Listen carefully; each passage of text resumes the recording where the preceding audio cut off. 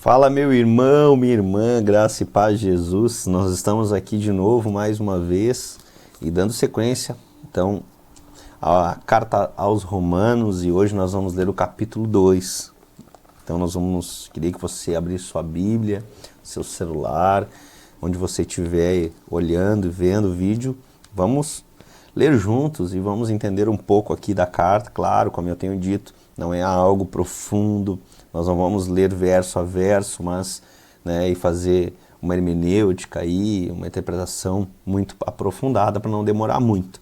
A ideia é que a gente leia junto, que a gente possa fazer alguns comentários, que a gente possa crescer junto, e nós vamos fazer uma live, uma videochamada de quem quiser participar, aí me chama, pode me chamar, para a gente poder tirar as dúvidas, dizer o que está aprendendo e também orar um pelos outros, né? E a gente possa crescer, como disse o apóstolo Paulo, né?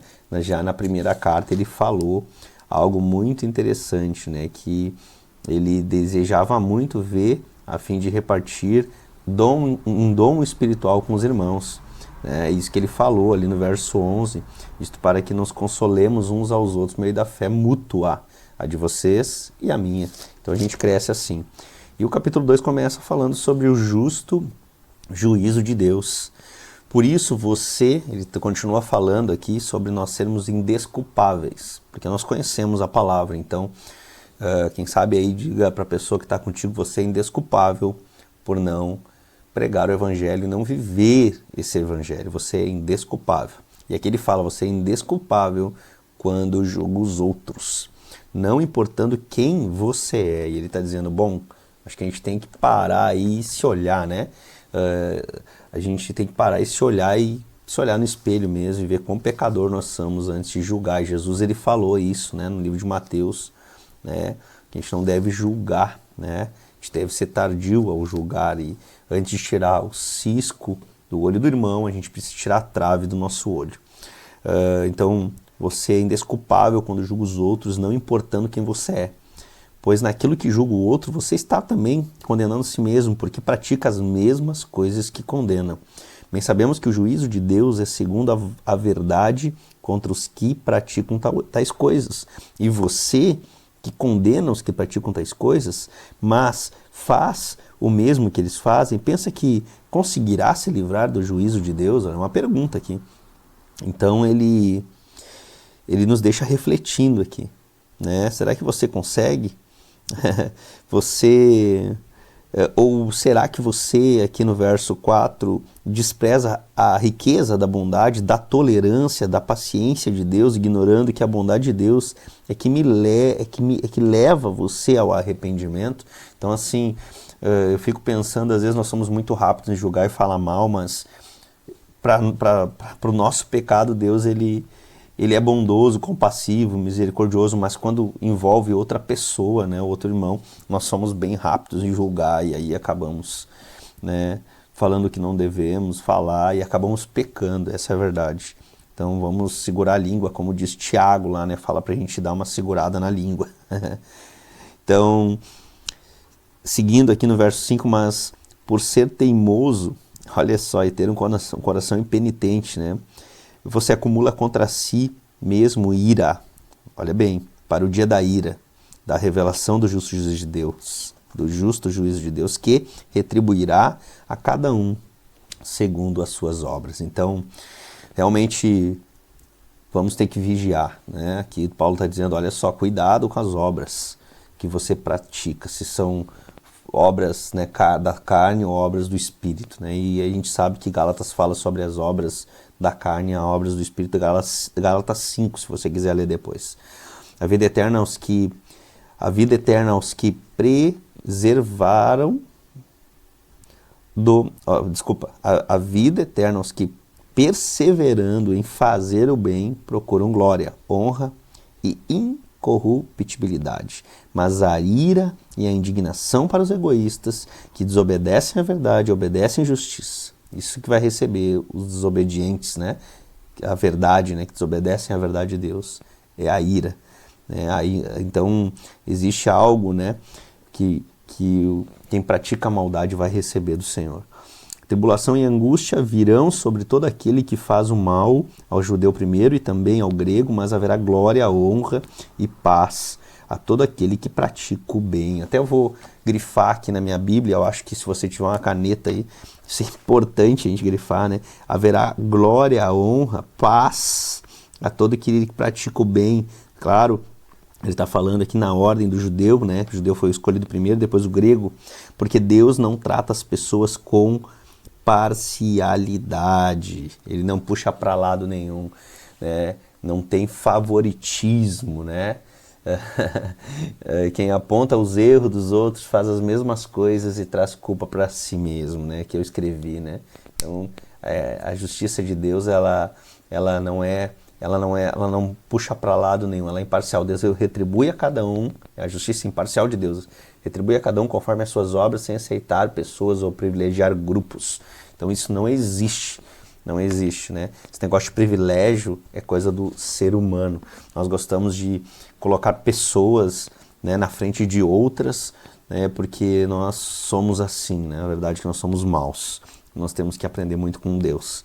Assim, todos os que pecaram sem lei, também sem lei, perecerão. E todos os que pecaram sob a lei, né, serão julgados pela lei. Porque justos diante de Deus não são aqueles que somente ouvem a lei, aqui é a lei de Moisés, né, mas os que praticam a lei é o que serão justificados. A lei de Moisés, e aí nós estamos falando da palavra de Deus, né, que o Senhor diz, eu não vim revigorar a lei, eu vim cumpri-la, né? Então Jesus cumpriu toda a lei e por causa dele nós temos salvação. Coisa linda, né, irmãos? Então, quando, pois, os gentios que não têm a lei fazem por natureza o que a lei ordena, eles se tornam a lei para si mesmos, embora não tenham a lei, né? Eles não têm em si a lei. Então, eles mostram a obra da lei gravada no seu coração, o que é confirmado pela consciência deles e pelos seus pensamentos conflitantes, que às vezes os acusam e às vezes os defendem. Então, existe né, para quem vivia na lei e não conhecia Cristo, né, eles ficavam nesse conflito. E com Jesus Cristo não tem esse conflito, nós temos salvação nele e vida eterna. E aqui fala, no dia em que Deus, por meio de Jesus Cristo, julgar os segredos das pessoas, olha que interessante, os segredos das pessoas de acordo com o meu evangelho, ele está falando. E aí ele segue no verso 17, esse capítulo é curto, vai ser rápido. Ele diz os judeus e a lei, então, mas se você diz que é judeu, confia na lei e se gloria em Deus, se você conhece a vontade de Deus e aprova as coisas excelentes, sendo instruído na lei, se você está convencido de que é guia dos cegos, olha que interessante, luz do que se encontram nas trevas, instrutor de insensatos, mestre de crianças, tendo na lei a fórmula da sabedoria e da verdade, você, pois que ensina a outros, não ensina a si mesmo, que ele está dizendo, pô, você está ensinando, falando, mas não pratica.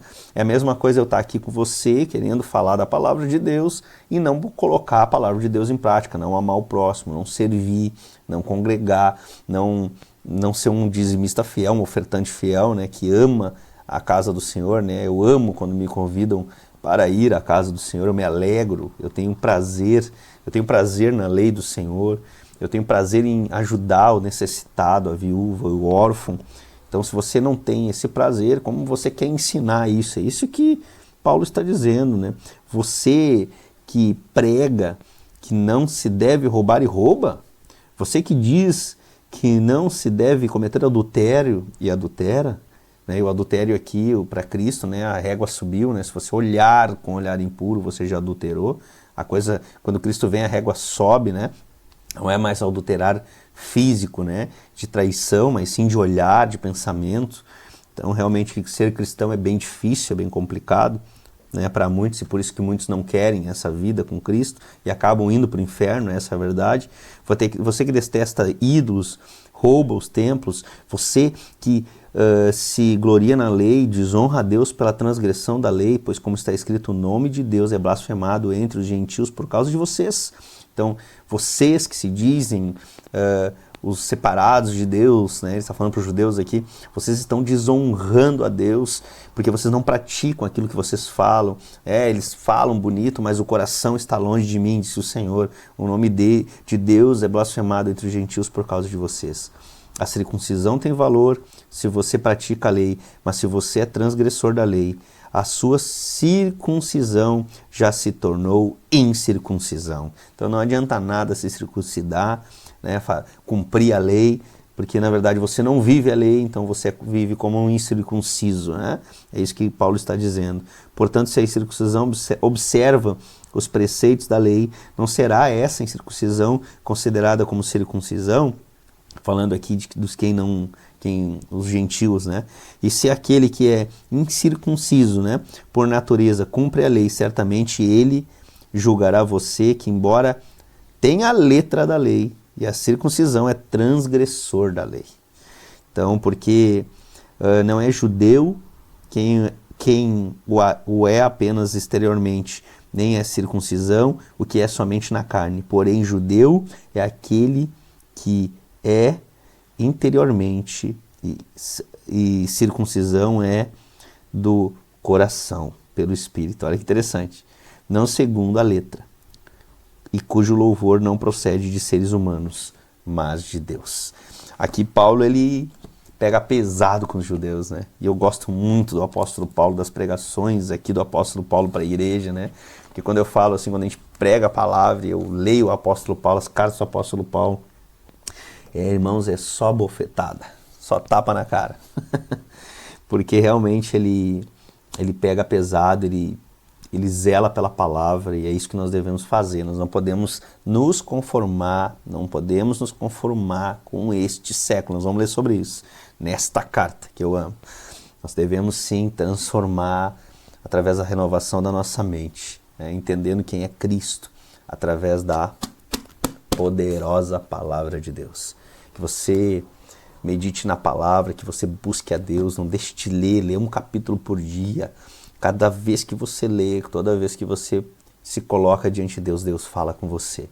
Que nem está falando aqui conosco, né? Existe uma mudança interior, é isso que Paulo está dizendo. A mudança interior, o verdadeiro servo de Deus é aquele que apenas não tem marcas apenas na carne, né, da circuncisão, ou uma religiosidade externa, mas é aquele que é transformado do coração e é externalizado nas ações. Que nós possamos viver isso nesses dias, que nós possamos ser um instrumento de Deus, nas mãos de Deus, para que o Evangelho chegue a todos e aqueles que Deus achar que vão, né, servir a Ele, eu costumo dizer os escolhidos, aquele que Deus predestinou antes da fundação do mundo, como está escrito na palavra. Nós apenas estamos aqui para fazer o que Deus nos ordenou, ir pregar o Evangelho, ensinar, fazer discípulo. E é por isso que eu estou aqui fazendo esse estudo de Romanos com vocês. Que Deus abençoe vocês, que você possa compartilhar esse estudo, que você possa curtir, que você possa comentar e que a gente possa aprender junto. Eu tenho aprendido muito de Deus, eu tenho muito para aprender ainda. Eu tenho tentado buscar cada vez mais para que a gente possa crescer junto e ver uma igreja, homens, mulheres, né? A igreja do Senhor, quando está reunida, alicerçada na palavra de Deus, conhecendo a verdade. Porque a palavra de Deus diz: conhecereis a verdade, e a verdade vos libertará. Que Deus te abençoe, no nome de Jesus. Que tu tenha uma semana abençoada, um dia abençoado. Que você possa ser próspero em tudo que você fizer. Que a sua casa seja realmente uma casa que serve ao Senhor com alegria. Não deixe de congregar, não deixe de estar na comunhão. Não deixe de estudar a palavra, isso é importante. Amém? Que Deus abençoe e até o próximo vídeo.